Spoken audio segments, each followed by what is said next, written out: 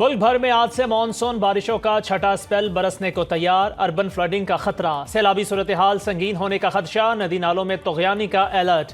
اسلام آباد، پنجاب، خیبر پختونخوا، کشمیر، گلگت بلتستان میں 7 اگست تک بارش کا امکان، سندھ اور بلوچستان میں 6 اگست کو بارشیں متوقع، رواں سال مانسون سیزن ستمبر کے آخر تک رہنے کی پیش گوئی۔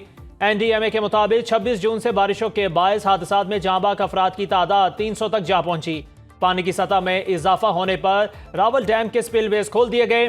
کورنگ نالہ میں پانی کے بہاؤ میں اضافہ متوقع، ملحقہ رہائشی آبادیوں کو محتاط رہنے کی ہدایت۔ پاکستان کا جناب صدر اصولی موقف ہے، ایران کو پرامن مقاصد کے لیے جوہری طاقت حاصل کرنے کا پورا حق حاصل ہے۔ پاکستان ایران کے اصولی موقف کے ساتھ کھڑا ہے۔ ایران کو پرامن مقاصد کے لیے جوہری طاقت حاصل کرنے کا پورا حق حاصل ہے۔ پاکستانی حکومت اور عوام نے ایران پر بلا جواز اسرائیلی جارحیت کی شدید مذمت کی۔ وزیر اعظم کی ایران کے صدر مسعود پزشکیان کے ساتھ مشترکہ نیوز کانفرنس۔ شہباز شریف نے کہا، مقبوضہ کشمیر کی صورتحال بھی غزہ سے مختلف نہیں ہے۔ اصل دوست وہ ہوتا ہے جو برے وقت میں ہاتھ تھامے۔ کسی قسم کی دہشت گردی کو برداشت نہیں کیا جائے گا۔ شہباز شریف کا غزہ میں فوری جنگ بندی اور امداد کی سپلائی کا مطالبہ۔ ایرانی صدر نے کہا، اسرائیلی جارحیت کے خلاف حمایت پر پاکستان کے شکر گزار ہیں۔ اسرائیل خطے کو عدم استحکام کرنے کے ایجنڈے پر عمل پیرا ہے۔ پاکستان کے ساتھ تعلقات کو مختلف جہتوں میں آگے بڑھا رہے ہیں۔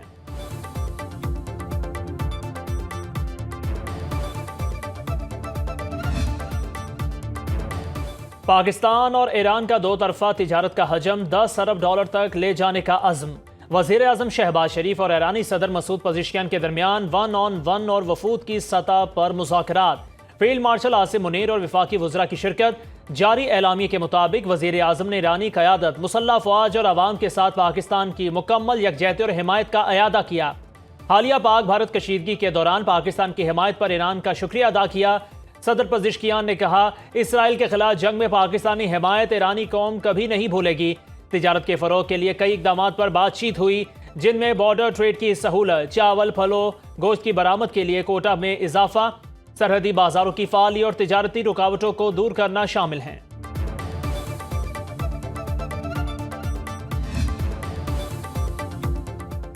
صدر آصف علی زرداری اور ایرانی صدر مسعود پزشکیان کی ملاقات، دونوں رہنماؤں کا علاقائی اور عالمی امور پر تفصیلی تبادلہ خیال، دو طرفہ تعاون کو مزید وسعت دینے کے عزم کا اعادہ۔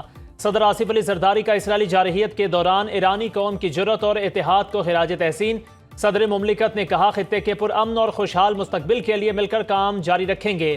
صدر مسعود پزشکیان کا جنگ کے دوران حمایت پر پاکستان کی قیادت اور عوام سے اظہار تشکر۔ کہا، پاکستان نے کشیدگی میں کمی اور تنازعات کے پرامن حل کے لیے تعمیری کردار ادا کیا۔ ایوان صدر آمد پر صدر زرداری نے ایرانی ہم منصب کا پرتپاک استقبال کیا۔ دونوں سربراہان مملکت میں خوشگوار مسکراہٹوں اور خیر سگالی کلمات کا تبادلہ۔ بچوں نے ایرانی صدر کو گلدستے پیش کیے۔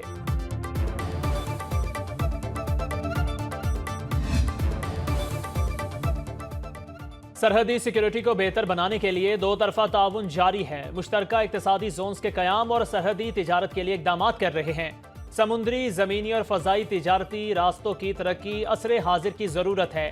پاکستان ایران بزنس فورم سے خطاب کرتے ہوئے ایرانی صدر مسعود پزشکیان نے کہا، پاکستان کے ساتھ روابط اور مفاہمتی یادداشتوں کو حتمی شکل دینے کے لیے پرعزم ہے۔ پاکستان کو اپنا دوسرا گھر سمجھتا ہوں۔ پاک ایران بہترین تعلقات ہماری خارجہ پالیسی کا اہم جزو ہیں۔ امن کے لیے مسلم ممالک کو متحد ہونا چاہیے۔ ہمیں قرآن و حدیث کی روشنی میں عملی اقدامات کرنا ہوں گے۔ نائب وزیر اعظم اسحاق ڈار نے کہا، پاکستان اور ایران تجارت کی راہ میں حائل رکاوٹیں دور کریں گے۔ پاک ایران تجارت کا ہدف 10 ارب ڈالر تک لے جانے پر اتفاق ہوا ہے۔ پاک ایران وزراء تجارت کی ملاقات، باہمی سرحدی تعاون بڑھانے پر زور۔ مشترکہ اقتصادی کمیشن کا آئندہ اجلاس جلد بلانے پر اتفاق۔ ایرانی صدر دورہ پاکستان مکمل کر کے واپس چلے گئے۔ عطا طاہر نے ایرانی صدر کو تصویری البم پیش کی۔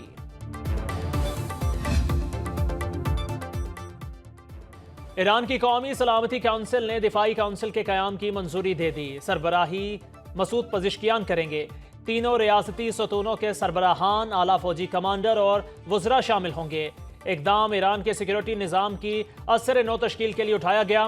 دفاعی کونسل ایران عراق جنگ کے بعد اب دوبارہ فعال کیا جا رہا ہے۔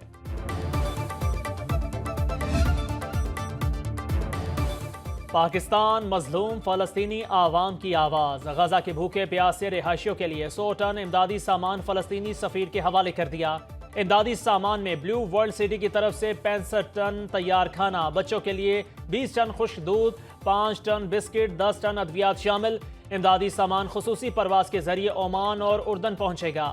نائب وزیر اعظم اسحاق ڈار نے کہا، اسرائیل خوراک کو بطور ہتھیار استعمال کر رہا ہے، غزہ میں قحط سے چھوٹے بچے شہید ہو رہے ہیں۔ سامان روانگی کی تقریب میں چیئرمین NDMA لیفٹیننٹ جنرل انعام حیدر ملک اور پارلیمانی سیکرٹری پنجاب چودھری نعیم اعجاز نے بطور مہمان خصوصی شرکت کی۔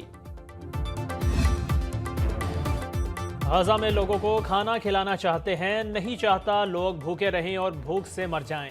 امریکی صدر ڈونلڈ ٹرمپ کا کہنا ہے، تھائی لینڈ اور کمبوڈیا کے درمیان جنگ میں ہزاروں لوگ مر چکے، حماس اسرائیل جنگ بھی رکوانا چاہتے ہیں۔ پاک بھارت جنگ سمیت دنیا کی خطرناک جنگیں ایک بھی گولی چلے بغیر ختم کی۔ مشرق وسطیٰ کے لیے امریکی سفیر جمعرات کو روس جائیں گے۔ ٹرمپ کا روس کو 8 اگست تک جنگ بندی معاہدہ کرنے کا الٹیمیٹم، پیوٹن کے نہ ماننے پر اقتصادی پابندیوں اور اضافی ٹیرف سمیت فیصلہ کن اقدامات کی دھمکی۔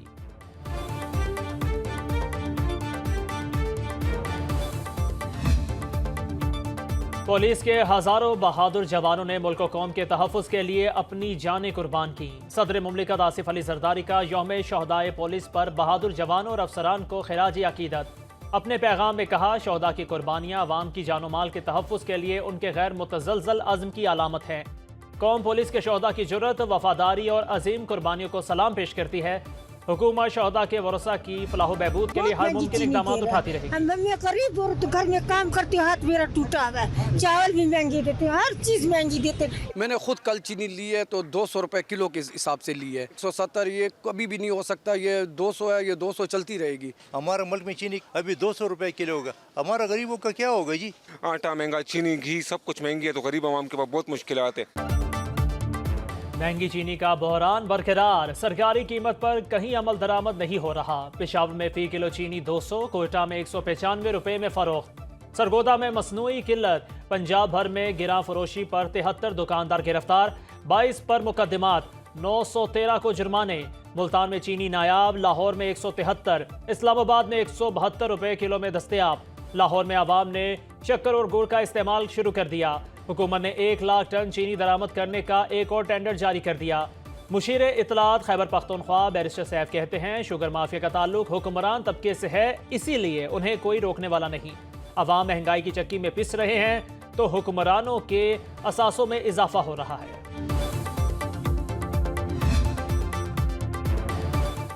پیٹرول اور ڈیزل کی قیمتوں میں اضافہ سے فروخت میں کمی۔ جولائی میں پیٹرولیم مصنوعات کی فروخت میں 22% کمی ریکارڈ۔ ایک ماہ میں پیٹرول 6.5%، ڈیزل 9.4% مہنگا ہوا۔ آئل مارکیٹنگ کمپنیز کے مطابق پیٹرول کی ڈیمانڈ 16% کم ہو کر 6,10,000 ٹن پر آ گئی۔ ڈیزل کی فروخت 18% کمی کے بعد 5,10,000 ٹن رہ گئی۔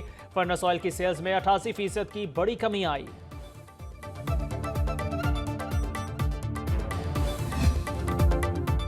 MQM کو ملک میں حکمرانی کا موقع ملا تو حالات بدل دیں گے۔ کراچی ملکی معیشت کا ہب ہے، سب کہتے ہیں میرا کراچی۔ جب پیسے خرچ کرنے کی بات آتی ہے تو کہاں جاتا ہے کون سا کراچی؟ مائی کراچی نمائش سے خطاب کرتے ہوئے گورنر سندھ کامران ٹیسوری نے کہا، جسے کراچی کے نام پر صدارت ملی اس نے ایک بھی وعدہ پورا نہیں کیا۔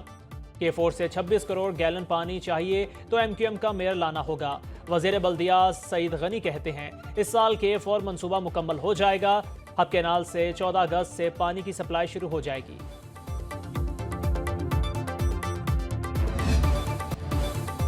اور آموں کے دیوانوں کے لیے ملتان اور مظفر گڑھ میں سجے مینگو فیسٹیول۔ چونسا، انور اٹول، سندھری، کالا چونسا، طوطا پری سمیت 100 سے زائد اقسام کے آم شہریوں کی توجہ کا مرکز بن گئے۔ منتظمین کے مطابق مینگو فیسٹیولز کا مقصد شہریوں کو آموں کی پیداوار اور ورائٹی سے متعلق معلومات فراہم کرنا ہے۔